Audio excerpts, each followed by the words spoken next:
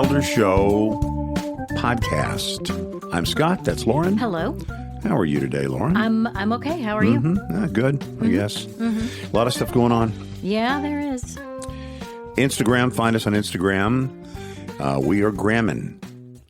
Sort of. Not really. I don't do a very good job at that. Instagram, search Wilder Show Pod.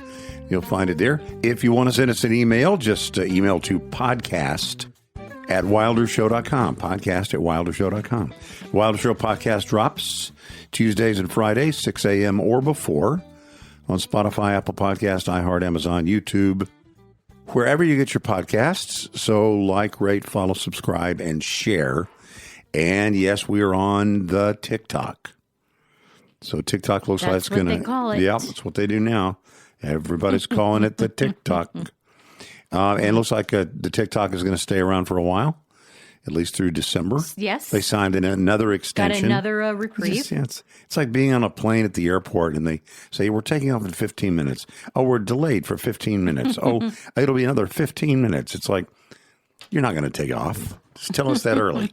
And in this case, it's the exact opposite. It's good news. TikTok's going to be around. Just tell us now. They got to work it out, though. They got to work out who's actually going to, run it or be in charge. Anyway, we're on the TikTok, and thanks for checking it out. It's the exposure there has been more than I had expected. So we put a couple of things up, and it's been pretty interesting. And so you follow us on any of these things. You can follow us on Instagram, follow us on YouTube. A lot of people that get their stuff from us on YouTube. That's right. And we're on Instagram. Anyway, follow us wherever, and now also on the TikTok. Charlie Kirk information and an update. Erika Kirk has been named CEO of Turning Point USA. Is that true? That is true. That's wow, true. That's a big deal. As of yesterday. Well, that's pretty interesting. I don't know. I'm nervous about everything, probably unduly nervous. I'm just nervous about it all. I'm nervous about the memorial service on Sunday. Nervous how? I want it to reflect well on him. Yeah. I don't want it to be used by other people for other purposes. Yeah. I don't want it to be used by the president or the vice president or the Don Jr. or anybody else. I'm not a big fan of the performance type stuff. Sure. Making it a show. Yeah, I don't want it to be a show. I'd like it to be a thing that really, I know that we have some information about some of the folks that will be there for part of the worship. And hopefully it'll all go very well. I'm just nervous. I look at the lineup and you think, how you can't do all this. You can't do all this stuff. All the people that are going to be there, all the speakers. Erika Kirk is going to speak. The President of the United States is going to speak. The Vice President is going to speak. Susie Wiles, Marco Rubio, Robert F. Kennedy Jr., Pete Hegseth, Tulsi Gabbard, Don Jr., Tucker Carlson, Stephen Miller, Sergio Gore. If each person got 7 minutes, I know, it's crazy. Yeah. It's 11 o'clock local time there, but they are on Pacific time. So that will be 1 p.m. Central time on Sunday. It's going to last longer than a football game in that stadium. Or a graduation. Or a graduation. A commencement exercise. Some of the worship folks are Chris Tomlin, Brandon Lake, Phil Wickham, Carrie Job Carnes, Cody Carnes, and others. They're going to keep adding to this list, I think. I don't know, man. It's going to be really, really long. And I don't. And I guess that in and of itself does not make it bad. He was highly influential, and there are a lot of people that want to participate in paying respects. Yeah, but we live in a world where everybody that wants to do it has probably done it on their own little platforms. But now they're going to bring it all in. I just and honestly, I'm probably. I'm probably most nervous about the president. He has a way of turning everything into something about himself. And I can't imagine that he will resist his own nature, even for a second. I don't believe so. It seems a little bit weird if you're at a funeral and there's a teleprompter. This seems odd. But that might be the best thing for him. Oh, for him, absolutely. Yeah. I've just been generally to have so much involved You have teleprompters, and it just becomes a big show. Anyway, we'll see. We'll be watching, I guess. I mean, I probably will. Yeah. Well, I don't know where it's going to air. I would guess it would air everywhere. But I don't know. Not everywhere, because, I mean, there are football games on at that time. It's Sunday, and so the games will be on at 1 o'clock. Probably the news channels will carry it. It will be live streamed via Kirk's Rumble account. Well, that's a bummer. So I got to get Rumble to watch the funeral? Search where to watch, and you can link So it. Okay, so I can watch it without being a Rumbler. I don't have to be a Rumbler. No. Okay, I can just watch it. Well, I can do that. There are I thought they were saying I had to become a... Yeah.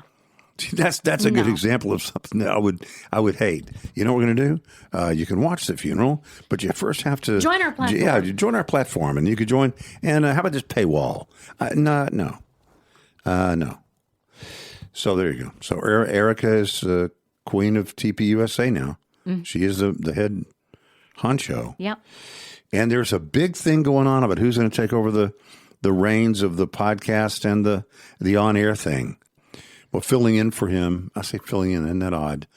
Doing that show this last week was the vice president on the first day, and then Ben Shapiro and Matt Walsh and others did it on the next day. I think Glenn Beck did it one day. Oh, really? And Megyn Kelly did it on Thursday. Yesterday, yep. I mean, yesterday, yeah. I don't know who's doing today. But anyway, so there you go. There's your little Charlie Kirk update. And that leads us into, poor Jimmy Kimmel. What about free speech? You know, free speech, the whining and the thumb-sucking and the crying about what happened to Jimmy Kimmel. He has the right to say whatever he wants to say, as we've said before.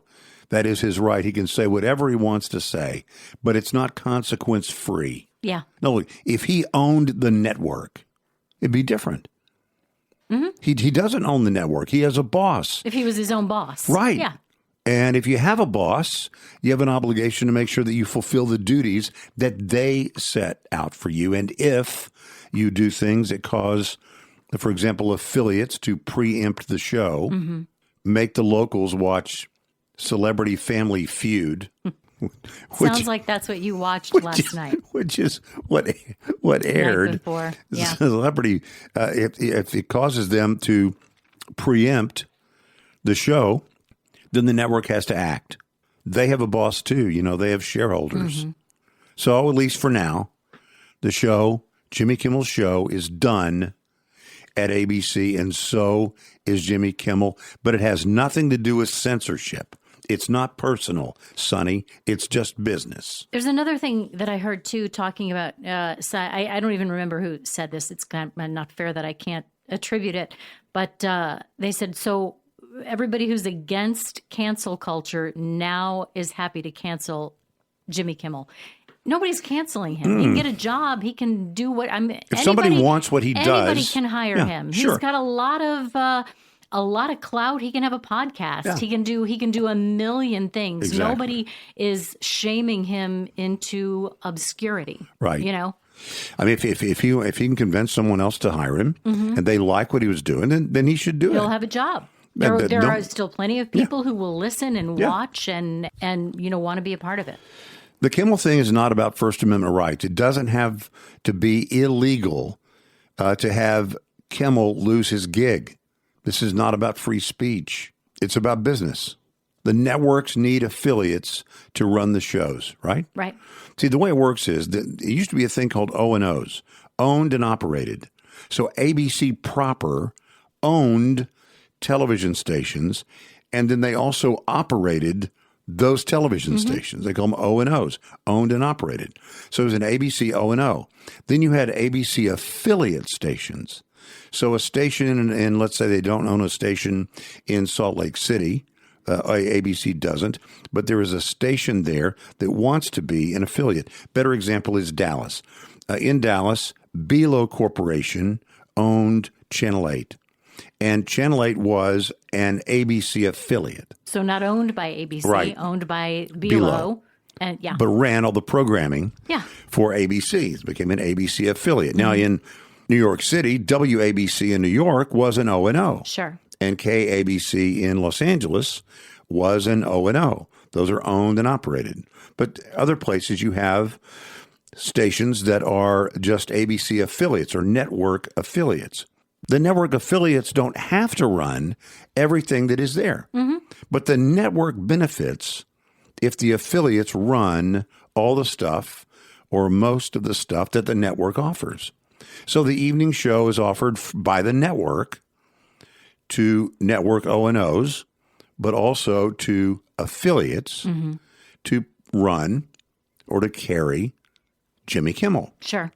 Now, the network has to sell ads to make money. The network sells ads during Jimmy Kimmel based on the viewership. Yeah. But if you have a network and that network has affiliates that say, we're not going to carry this show, you can't make as much money. The ad time's not as valuable That's anymore. right. You lose money.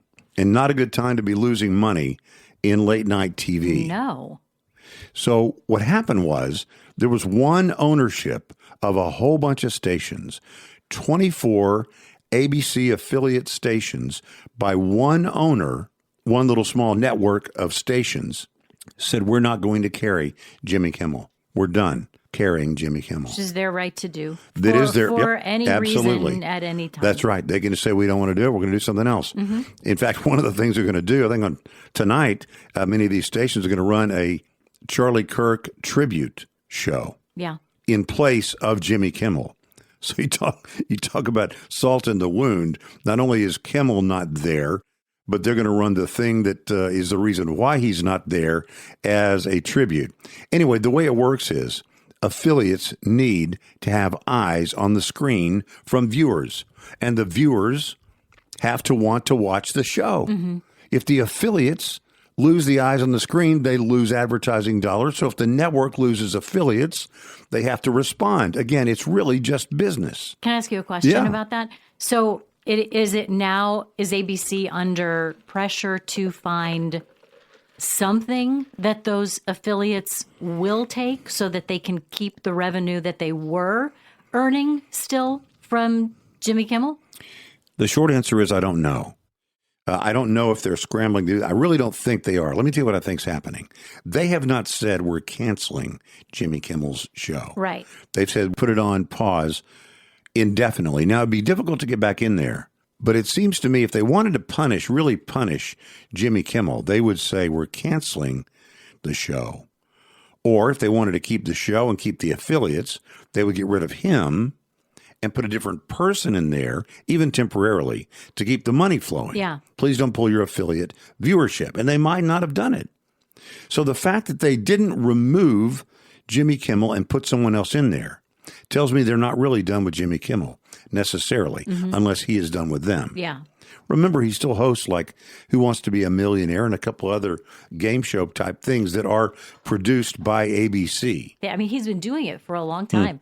2002, I think, is when it started. And I was just reminded yesterday, too, he got that show because Bill Maher lost his late night gig. show because of comments that he had made about 9/11, about the government, about regarding 9/11. So he's been doing it now for 23 years, which is that's a long run to do that kind of show. I've heard him comment several times that he was always ready to not renew, To not do it, yeah, and has stuck around all this time. So I think some people wonder, well, what is his recourse? What could he do? Could he sue someone? No.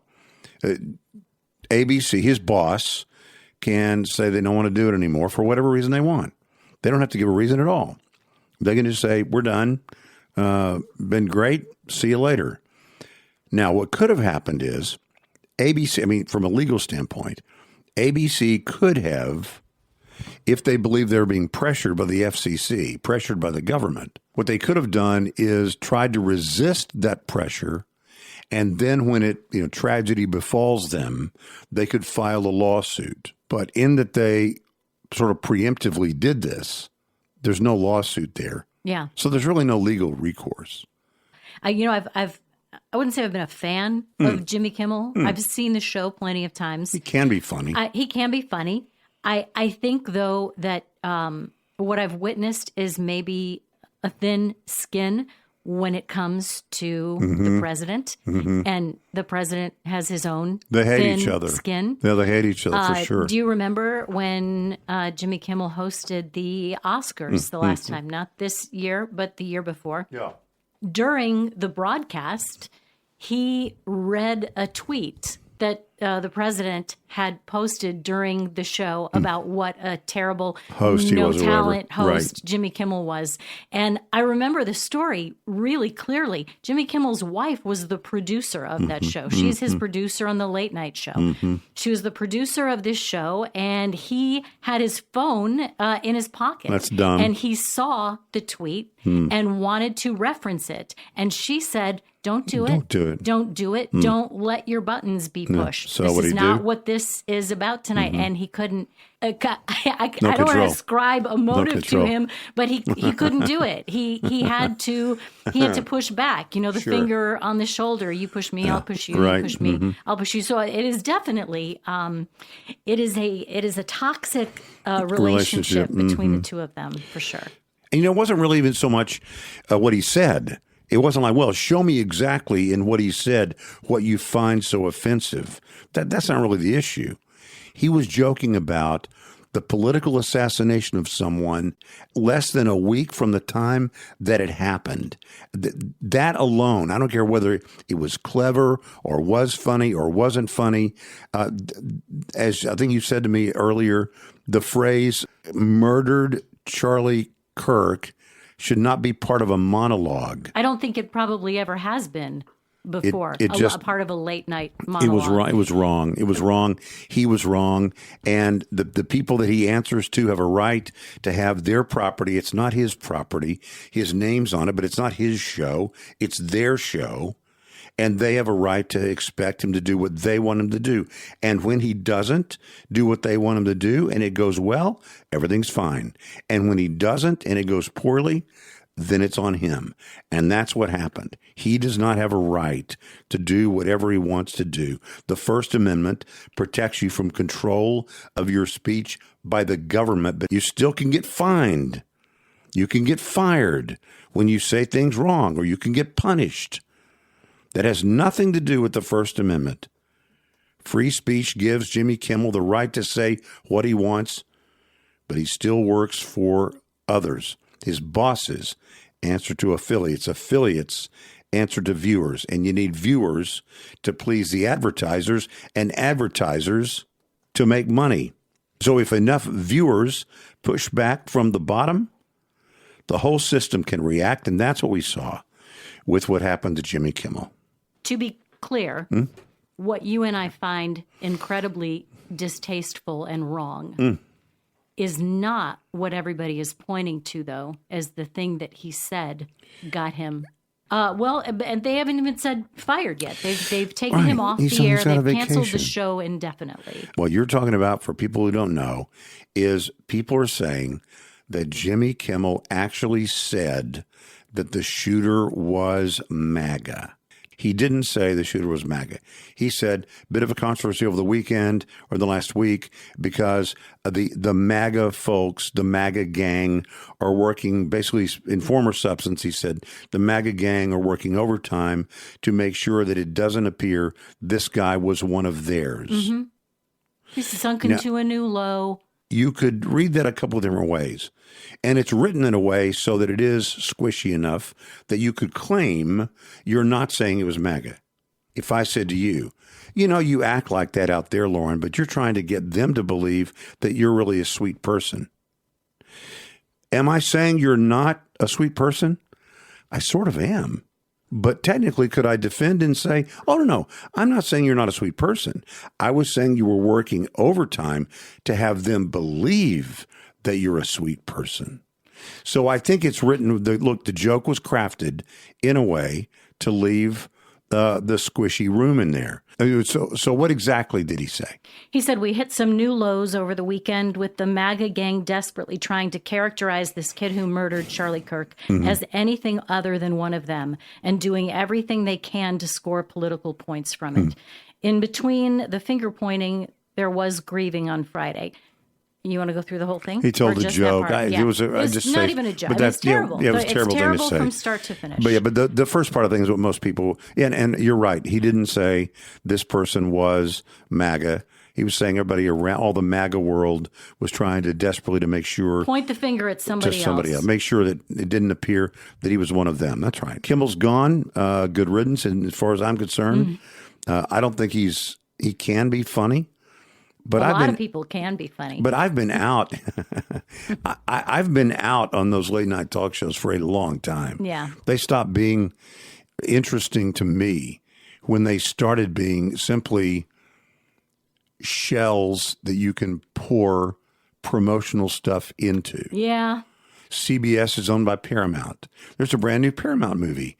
Oh, the CBS late night with whatever it is with Colbert has those stars on, and it's all about promoting the thing. Oh, the new streaming service is going up, Peacock. So the NBC late night talk show is talking about the new series that is available only on the Peacock. Or what they it's come called. on and they say, one or two funny introductory things, and then they Ask tell they promo one, one pre-planned story, one really funny, crazy thing that happened to them, and then maybe they show a clip from the show, and it's over, and hey, everybody, it's all be a sure promo. to watch. It's like buying a magazine you used to buy for the really great stories, and you can't find a story. All you find are the ads. Yeah. Every single page is an ad. And it's sort of like that, or it has become like that. Yeah. This is what happens when everything becomes so corporatized. You have ABC, the American Broadcasting Company. But then when ABC, the American Broadcasting Company, is bought by Capital Cities, and Capital Cities also owns record companies. Okay. And then Capital Cities is bought by Disney. Yeah. So Disney now owns the movie thing, owns the Disney Channel thing, owns the music thing, and owns the TV thing. So they use the TV shows as a vehicle to promote the other things that they own. Now, this is part of the problem we talk about tribalism, where people are driven to their corners. What happened with Kimmel is not at all different from the algorithms that are driving you in your social media. You go on because you are a person who love knitting and you love horror movies. So the algorithm says, Elvira loves knitting and loves horror movies. I'm going to feed her more knitting and horror movie content, and she'll watch them. She'll get engaged. We'll sell more Nissans, and everybody will be happy. That's really what we're supposed to do. Somebody over here says, I really like Christmas music 12 months out of the year, and I love baking cookies. So they feed the same thing to them. Well, Elvira over here with the knitting and the horror movies, she never sees any of those posts about cookies. Her horizon stays pretty narrow. And this is what has happened. This is what happened with Jimmy Kimmel's show. Jimmy Kimmel, because they got so political and they turned off half the audience. Half the audience said, I'm not watching that anymore. So then what does it become important to do? You have to super serve the rest of the people. So they start super serving these people that hate this side, and they keep going and going and going. It's the tribalism we talked about. Yeah. Those people are not engaging in countering other people.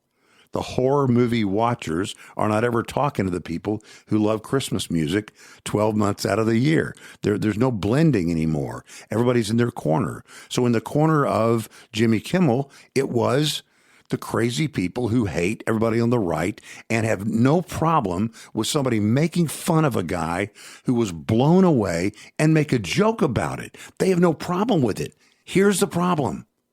The world is full of a lot of other people And it's important to these people. They may not ever watch your show, but they don't believe someone who does this is broadcasting in the public interest. And they're going to pass that information on. And you may or may not have a show the next day. I did see that Kamala Harris sort of threw Tim, what's his name? Tim the Lesser? Tim, the guy that was going to be her vice president. Tim Walz. Kind of threw him under the bus, I thought, saying, well, he wasn't my first choice. She's got this new book out called 107 Minutes or 107 Days, I think. 107 days. Yeah, that's the number of days that she was running for president, I think, 107 days. And it should, they should have named that book Only Did One Interview. You said she threw Tim Walz under the bus. I think she really threw the whole American populace Boy, she did. under the bus. Oh, well, let's talk about that. Yeah. Because here's what she said. She said that Tim Walz, Tim Walz, he was not my first choice. She had a really good idea, she thought, for her first choice. Yeah. But she said she felt Americans were too racist, anti-Semitic, and homophobic to accept her preferred option, who was Pete Buttigieg. There is no way Pete Buttigieg, now he might have helped her campaign because she really stunk with Tim Walz. I'm not saying he wouldn't have been better for her than Tim Walz, but there's no way. Now, what she might be doing is sort of testing the waters. Yeah. She wants to run for president again, so he could be out there sort of testing the waters. I think his numbers look decent. Her numbers look decent. But I think that's pretty interesting that someone who views herself as so progressive and open and tolerant would basically say, she is totally open to it, but like where you were going, I think, is she wasn't even really calling out all of the American people. She kind of saying, my party, my party, the Democratic Party is too racist, anti-Semitic, and homophobic to accept who I wanted. Would Republicans be the ones who would vote for her? No. Some independents might be available to vote for her. Is she saying her own people, as you said, her own people, her own party, the Democrat Party, the party that is so tolerant, the party that is so pro-gay, the party that is so pro-woman? Why would that party have a problem with what she would be offering? Well, I don't think she's making herself any more friends. No, she's not. She's done. Look, she's done. Yeah. If she were smart, she would have run for governor of California. Just do that for a few years, and then that would have been probably, I don't say an easy win for her, but easier than winning the presidency. Yeah. And less pressure. If she could have done that, then, regroup, and after the next dust settles, you can run again. Sure. But maybe she's testing the waters. She was not. What did we say for so long? We said about Hillary. We said you waited too long to get it wrong. Yeah. You waited too long to get it wrong. I'm not against a woman being president, but not that woman. Or it turns out, or that woman, Kamala Harris.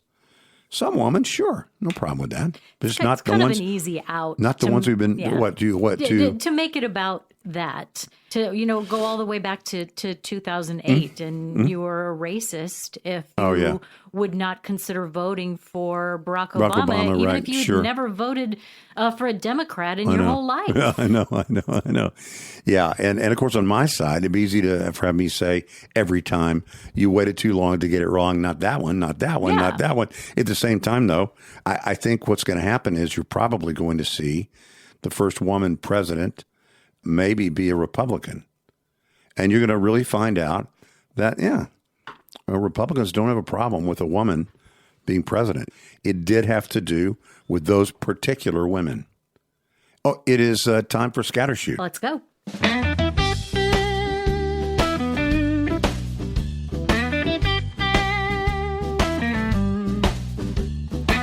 The Wilder Show Scattershoot.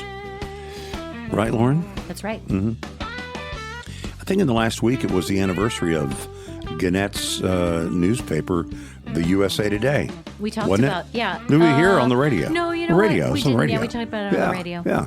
So we've talked before about how scattershoot is sort of like the Today section of the newspaper, the local newspaper, or the guide, the weekend guide for entertainment and whatnot, or the USA Today, the purple section. The purple section. The four colors were blue, in this order: blue, green, red, purple. Green was money. Green Red was was money. sports. Red was sports. Purple was the important Purple. stuff. Purple. I have a memory. By the way, blue was news. Not important as that always the gets movies the that are front coming page, out like it's the most this important weekend. Yeah. stuff. I have a memory of USA Today when I had my first child, and I had already been working on the radio for a while, and USA Today had become a very important part of your my life. my life. I read it for entertainment. I also used it, to find things for us to talk about on the air, and I loved it. And when I had my first baby, the way it happened was I was at work one day and I had a baby the next day, and that started my maternity leave. And I loved my maternity leave. I loved the time home with my new baby, but anyone who has ever had a first baby or second or third baby, but first baby especially, I think it is a shock to your system. Yeah, different. I mean, physically, emotionally, everything changes so fast, and you're used to being around a lot of people every day, and all of a sudden you're not. You might have a flurry of activity at the beginning, but pretty soon it's just you and the baby, and you don't understand the baby, and the baby doesn't understand you, and the baby's got a language that is not at all like what your language is.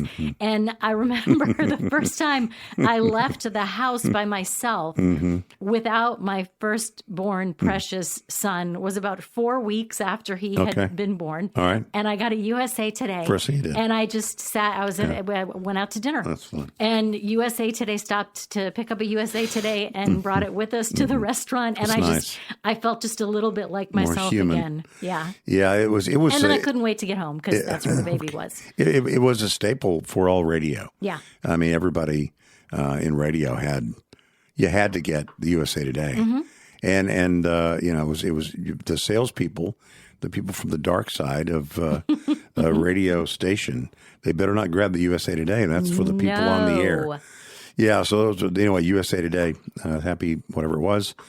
Back in, it was 1988, I think maybe was the first. Something like that. Anyway, happy anniversary to them, and they're no more, actually, in a form that we enjoyed it so much. Okay, so this is that time where it's more like the purple section than it is like the blue section. Yeah. And so here we go.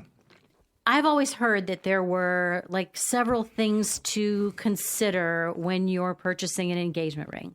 Let's just we'll make it really binary, and we'll say when a young man is purchasing an engagement ring for a young woman. If it's a dime, the four C's. There are the four C's, like the cut and the clarity and all of those things. And carat, and what's the other thing? Cut, clarity, color. Carat. Color. Look at you. What a good memory. Thank you. Yeah, very good. You did your homework. Clarity and carat. No, I remember that from the olden times. And then also I remember you were supposed to, maybe as a guide for how much to spend on it, you should think of 2 months' salary. Yeah, that's correct. Is what they said. Whatever you were making in 2 months, that would be a guide for what you should spend on an engagement ring. Now you might consider whether or not you would like to stay married. Oh, because a study out of Emory University found that spending a large amount of money on a wedding ring is linked to a higher divorce rate. Really? Because the study found that men who spent between $3,000 and $6,000 on an engagement ring were 1.3 times more likely to get divorced. Men who spent $750, that's a pretty small ring, $750 to $3,000 on an engagement ring had a lower divorce rate. And then there are figures about how much they spend on the wedding and all of that too. But the study concluded that people who spent more on the ring reported having higher levels of stress due to wedding-related, engagement ring-related debt, which may have caused the higher divorce rate. So that 2-month guide was meant to keep you within a budget. What you can do, sure. Yeah. That's interesting. I never heard it tied to divorce rate, though, which I think is just kind of fascinating. So they brought with it some debt that, yeah, it's tough. That's one of the things. One of the things that couples fight about. Yeah, you mean? it's one of the things that can be a sticking point. For sure. You and I have talked about this before. I don't know that I've ever seen it backed up, though. Okay.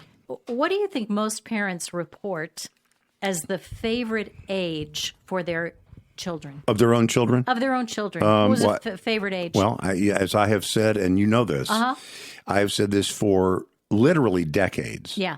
That the magic time for your children, when you have children, the magic time with them is between 3 and 7.